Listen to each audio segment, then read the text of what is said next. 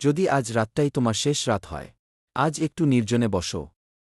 মোবাইলটা একপাশে রাখো। চারপাশের শব্দ থেকে নিজেকে সরিয়ে নাও।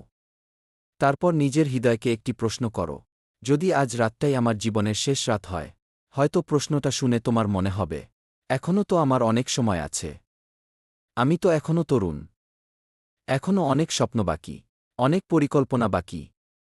কিন্তু মৃত্যু কখনো বয়স দেখে আসে না। সে বৃদ্ধের জন্য যেমন অপেক্ষা করে না, তেমনি যুবকের জন্যও করে না।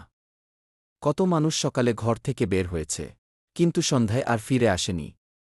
কত মানুষ রাতে ঘুমিয়েছে, কিন্তু সকালে আর জেগে ওঠেনি। একবার ভাবো, আজ হঠাৎ তোমার হৃদস্পন্দন থেমে গেল। যে মানুষগুলো তোমাকে সবচেয়ে বেশি ভালোবাসে, তারা তোমার চারপাশে জড়ো হল। কেউ তোমার নাম ধরে ডাকছে, কেউ কাঁদছে, কেউ বিশ্বাসই করতে পারছে না যে তুমি আর নেই। কিন্তু তুমি তাদের কোনো কথার উত্তর দিতে পারছ না। তোমার চোখ খোলা যাচ্ছে না, তোমার ঠোঁট নড়ছে না, তোমার হাত আর কাউকে স্পর্শ করছে না। তারপর তোমাকে গোসল দেওয়া হল। যে শরীরের জন্য তুমি এত চিন্তা করতে, এত যত্ন নিতে, সেই শরীর আজ অন্যের হাতে। সাদা কাফনের কাপড়ে তোমাকে জড়িয়ে দেওয়া হল।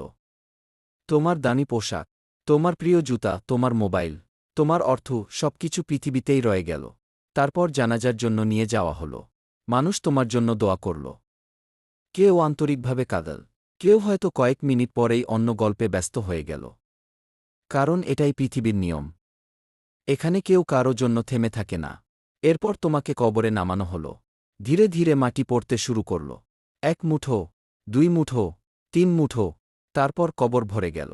যে মানুষগুলো একটু আগে তোমার জন্য কাঁদছিল, তারাও চলে গেল। মা চলে গেলেন, বাবা চলে গেলেন, স্ত্রী চলে গেল, সন্তান চলে গেল, বন্ধু চলে গেল। পৃথিবীর সব সম্পর্ক কবরের দরজায় এসে থেমে গেল।